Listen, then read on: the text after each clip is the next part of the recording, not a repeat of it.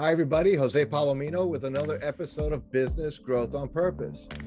Now, as you know, if you've been following our show for some time, we love to have experts, owners, and to share some of our own ideas earned through working with B2B owners over the last 18 years through this show.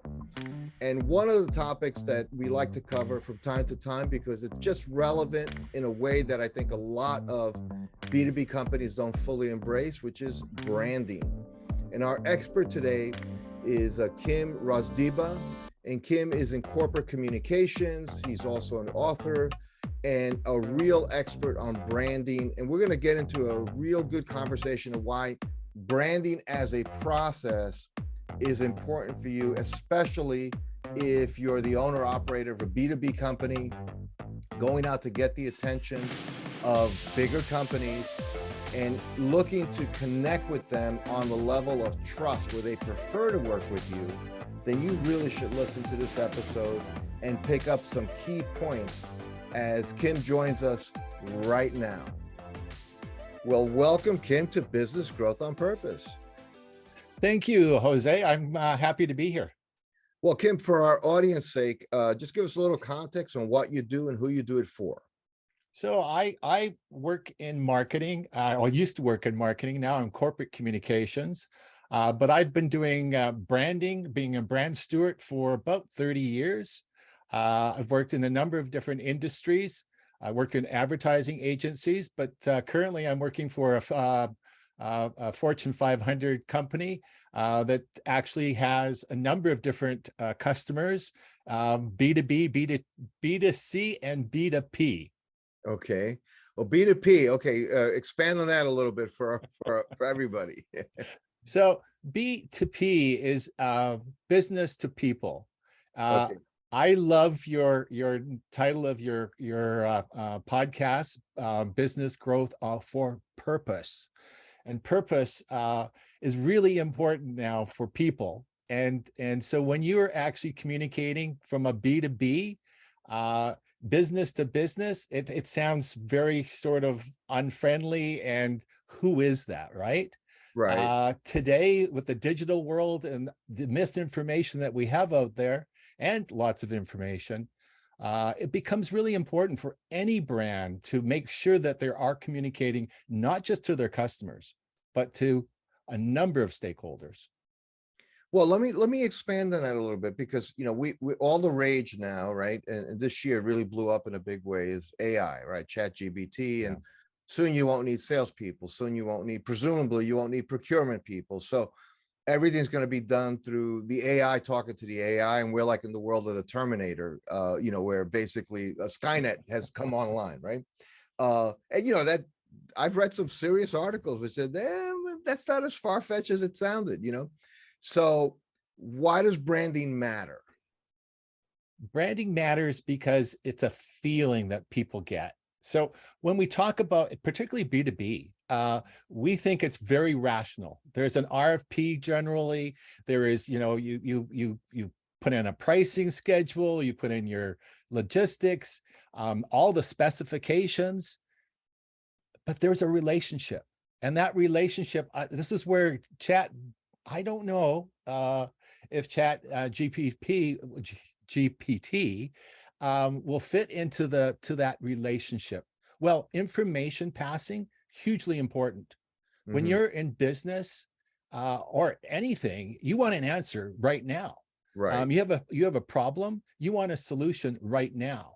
So, technology will help, but the relationship that you have with a brand is people. At the end of the day, people actually relate to people. So people are making decisions. You're saying even in the rational world of, software selection or something like that. So brands are still important. Yeah. Even in the B2B space. Golf courses haven't disappeared yet.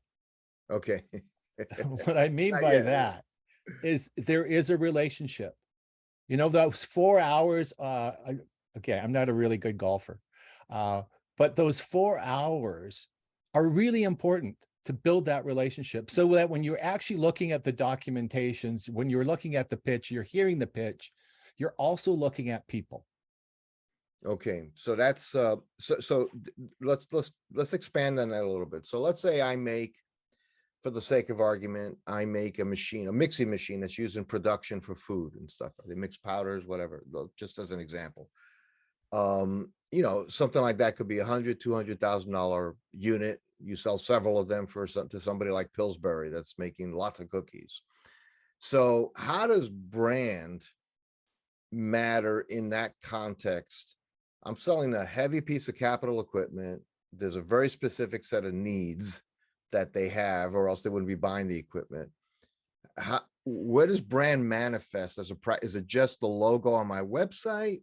Is what is it? I mean, where will it show up? And I'm really thinking, you know, like asking for a friend, you know what I mean? Like, I'm really thinking somebody listening to this might say, well, yeah, you know, I just got to make the best machine possible. And that's my brand. That is hugely important. Making the best machine possible is starting. That's the starting point. Beyond that is the trust. So when you're actually looking at making a decision and you see two machines, look identical. I mean, how can they be that much different from a visual perspective? Internally, there may be some differences, but from just looking at those, one, A and B, so you have other things that you have to pull from. And, you know, I always like using the example of buying a house. You know, we buy it on emotion. And then when we explain to people why we bought that house, we use the rational. You know, it's near these schools, you know, it's the park here, you know, all of these things that were not part of the decision making because it was gut. And you know, you always hear, you know, gut decisions. Right. Those are emotional decisions. And so trust becomes really important. That's where your brand comes into it. Trust comes from all levels. I mean, to me, any customer relationship you have is based on what happens when something goes wrong. That's the telling point. That is when the brand steps up. And when I mean by brand steps up, it's every touch point that you try to interact with to try and get the problem solved, and they're there for you, and that trust continues to build. So you build off of that and go, okay, next time I'm coming, you know what? We don't have to look at any others. This is the brand that we're going to go with, because we trust that brand, and it's not all price. We know that. You know, if the price difference, you know, if it's significant, okay, there might be, you know, I might have to look at it a little harder. But if the price is really similar, all of these other factors become really important. And I have the 5 C's because one of the C's is construct, which is the logo. Okay. But the logo's only just a small piece of the puzzle. So what are the other 4 C's? So the first one is commitment. And this is why I love the word purpose. Purpose is really important. People want to know why you're doing this. They want to know your mission, your value. They want to know what's your values. Okay. As a business. Do they align with mine? And how do they learn this? Through a number of different touch points. It's how you respond to a situation. And as I said, if it's a difficult situation, those are the telltale signs of a brand, because you'll start seeing, you know, whether they really do care. Do you really care about me? And one thing on that, Kim, you know, in B2B, right, which is where I spent just about all my career, a smart or experienced buyer understands that whoever they deal with, there's no such thing as perfect. So they really do care they need to believe that you stand behind your process, whether you're a service, whether you're a machine, whether you're software, whatever. And that matters a great deal. That's a big part of the equation, the problem resolution. If you're dealing with a very young buyer who's still idealistic and think, no, the brochure says X, maybe not as much, but if you deal with anybody who has any experience, and the bigger the bigger the capital outlay is for the thing, chances are a more experienced person gets involved. They're going to dig in on all those risk issues. So I love that. I love the commitment part. Okay, so that's a really powerful C. So what's another powerful C? So the next one is construct, and this is the one that has the logo, the color palette, the tonality of the brand. What is the and this really comes from the person that's running the company, the founder. It's their personality that actually shines in a lot of cases. And then until the brand gets so big that personality, isn't everywhere. But if you're a small organization, you're dealing with the customers. And so you are part of that personality of that brand. But you can define what that looks like so that everybody else in the organization understands what you stand for. So the logo, as I said, the packaging, the decor, all of these signal, who you are. So when you deliver something, and it's always great to see, how different companies work, particularly now in a digital world where you don't have the transaction face to face a lot of time. Right. You have, a package comes into your shop, you open it up. That's the first impression you get of that brand. What does it look like? Are you actually thinking this through? So the customer experience becomes really important from whenever they called or whenever they actually started at your website. How does that transfer, and how does each of those touch points collectively work towards what you're trying to represent from a brand perspective? So that's number 2, the construct. The third one is your community. Now, most people would say, oh, well, see, you got to have customer. Well, actually, it's bigger than just your customer. And I think with a B2B, you got to think a little bigger. Today, you have to think bigger because there's influencers out there. There's advocates, there's detractors as well. There's misinformation. So you have, and your community, the communities that you actually work in become really important as well. So think of it. The other one I forgot here, which is probably the most important from a starting point, is your employees. Okay. They represent you. They represent the brand. They need to understand, what does the brand represent? What I found with a lot of companies that start off from a founder is that all that sits in their head. They know it. They know exactly what they represent. They know what they will do and what they will not do. They know what they want to do to make sure that the customer's happy. Sometimes they don't communicate that to the rest of the team. And so the 5 C's actually helps with understanding how to build a brand, because you need to understand that other people need to understand. So you have to actually work through it. And as you get bigger as an organization, there's some structural changes that happen, and it becomes really difficult for somebody else to take over when it's stuck in somebody else's head and it's never been actually vocalized what it is. Yeah, and I know sometimes pardon me, Kim, but just sometimes just reflecting on that point, sometimes in some smaller, more industrial type companies, it can feel very touchy-feely, right? And yet I often talk to those owners, and one of their biggest laments is, why can't these people care the way I care? And well, because they don't know how much you care, because you, again, to your point, you're not communicating that. And as you scale, it's going to go beyond the ability of an owner to do all that communication, because you have 50, 60, 75 employees. You have to find other ways to transmit that, to build that sense. And you can't be going out and saying our brand represents excellent customer service, and then Ralph in shipping answers, yeah, what do you want? That doesn't work. There's a disconnect. Right. And there's a ton of little disconnects that are fixable, to your point, but only if you're intentional about making those connections. So we have a commitment, we have a construct, which is, I guess, what most people would view as the traditional manifestations of branding. Community. Okay, so we're anxious now. Number 4 and 5, what are they?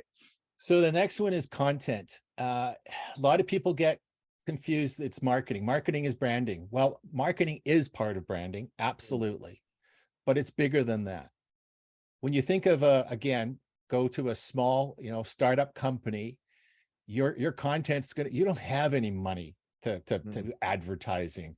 Why would you advertise? Okay, maybe there might be an association magazine that makes sense that you should be in, or something from a digital perspective, on a social channel, it might make sense. But you got to focus on your customer first to figure out what content do they really want. But there are so many touch points that people don't even think of as communication tools. Your call center, your website, your salespeople. These are your communication tools, but are you using them to build your brand? So it's just reshaping, sort of looking at things and going, how can I make sure that the messaging is consistent? Because that's, as you just indicated, if the message isn't consistent, then people are confused. And also, I think on the content side, so much of a buyer, especially in B2B, but not exclusively, I think consumers do the same thing.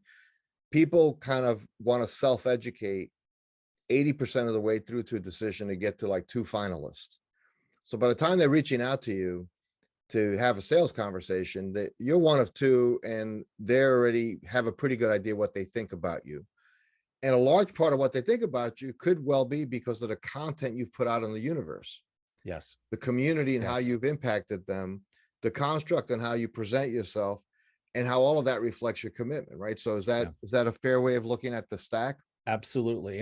And anyone that is servicing another business, if you don't have a Q&A section on your website, that indicates that you don't care to help your customer after you've sold them whatever you've sold them. Okay.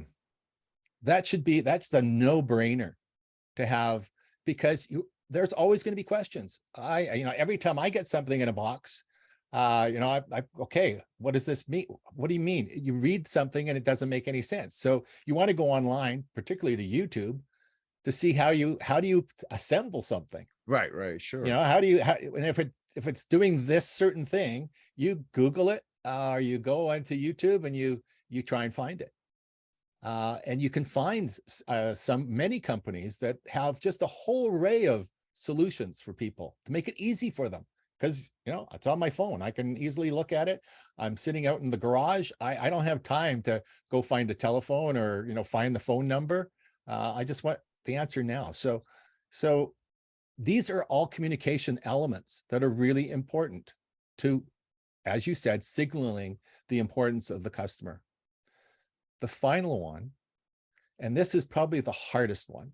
Oh boy. Okay. Has a star next to it. It's consistency.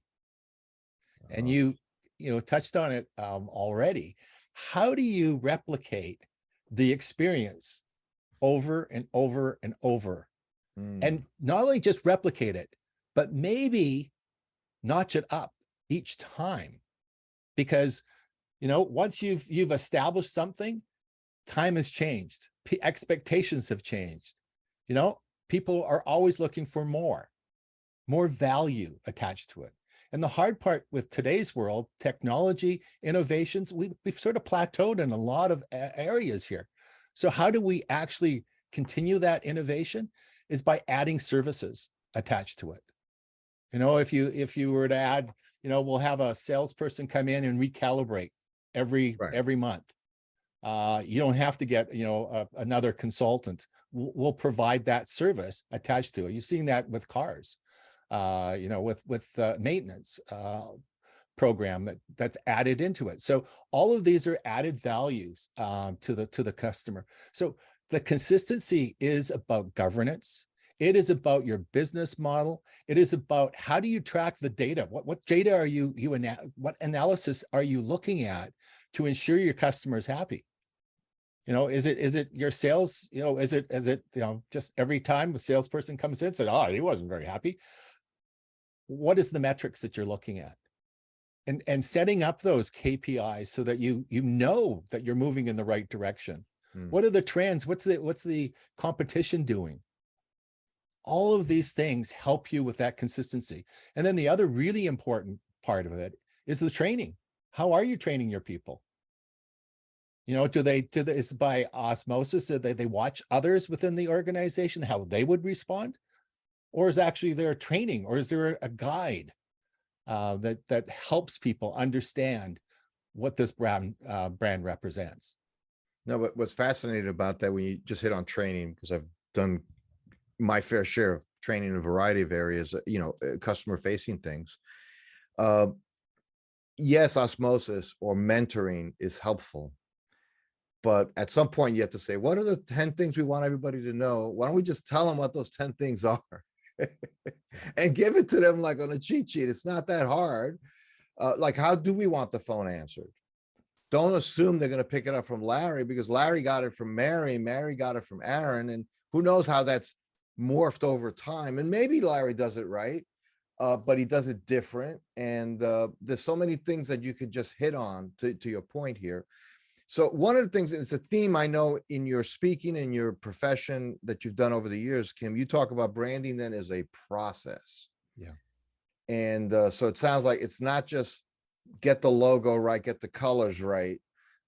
It's a lot deeper than that. And you've really shared some incredible insights here. Now, one thing, as a student of branding, I know you recently wrote a book on branding from a particular point of view. Could you just tell us a little bit about that for our listeners? Sure. So it's called Branding Queens. It's about 20 entrepreneurial women who built iconic brands. And these are retail brands. There is one actually that is, I would say it's B2B and B2C. It's that is Beach Aircraft. Oh, wow. Olive Ann Beach. Her and her husband started the company. He was the crazy pilot, and she was the accountant. She could do numbers in her head like crazy. When she was a young kid, she actually was balancing the household book numbers in her house, in her family's house. So her husband unfortunately died in his early 50s. She continued on with the company, and she actually took it international as well, worked with a lot of contracts with the government during the Second World War. One of the biggest things, of course, in that industry is you need capital. These things are not cheap to build, and you need lots of people. But anyways, it's an exciting book about these 20 women, and it's actually 20 stories of how each of them built an iconic brand. And the 5 C's are used.